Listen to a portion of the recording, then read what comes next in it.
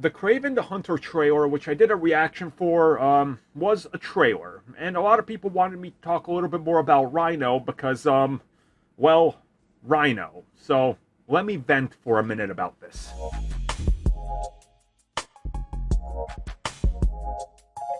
Okay, so if you watched my reaction to the trailer, you probably got the sense that, yeah, I didn't really like what Rhino looked like. Because, I mean, look at him. And people were quick to point out I didn't like Madam Web or Morbius and I'm just a hater.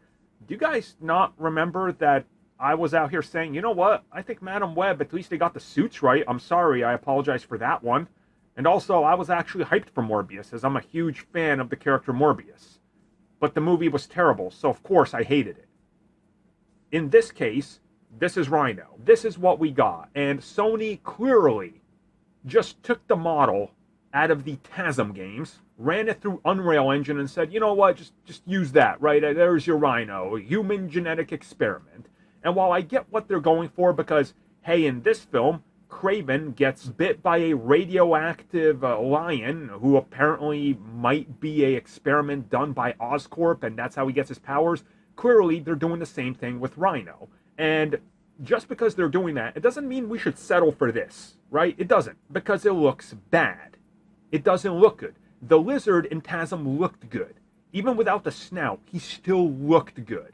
But what doesn't work about this is that Rhino through and through, if you look at, oh, I don't know, the comics, is a giant dude in a suit. Okay, yes, well, the suit is grafted on him, yes. It's grafted onto his body, so it works. It's a guy in a suit, right?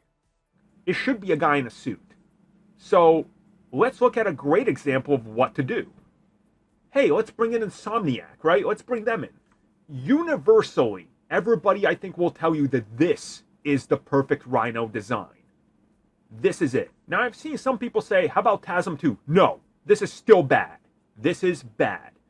Is this better than this? Yes. Yes, it is. But TASM 2 is still not good.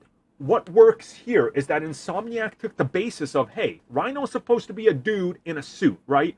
Well, what if we just get a big dude who's clearly juiced to his gills, and then we toss a metal suit on him? Perfect. It looks great. It evokes Rhino. You look at it, it passes the test.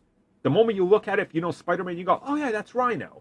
And I've seen people say, well, you can't do that because nobody's big enough. Nobody's going to believe. Okay, hold up. I present to you, I can't say his name, but the Mountain from Game of Thrones. He is 6'9", 430 pounds, and a world-class power lifter. The dude is huge. And I know some people will say he's not that big anymore because obviously he downsized a bit. He's got a family. He doesn't want to be on gear for the rest of his life. It hurts your body, you know, all that stuff. But still, he's almost 7 foot tall. You could have cast him, did what Marvel Studios has done with multiple actors in shirtless scenes recently, where they CG'd them to be even bigger, more ripped, added veins and all that, and called it a day. It's not like he's going to be walking around shirtless. You just needed him to be there for size because people know he's that big, and then you slap him in a suit. And I get it. Okay, it doesn't work. It doesn't work with the whole theme of the film because clearly genetic experiments. Okay, let me rewrite it for you. He's been injected with the strength and anger of a angry rhinoceros. And they decide, hey, maybe it's a effect like Bane. Maybe he was a little bit smaller. But then he grew in size, and he figures, you know what? Since I'm the Rhino, make me a rhinoceros suit. Then you also involve Oscorp. And there you go. You got it. It's done. The story's simplified, right? I absolutely hate what they did with Rhino. It's not good.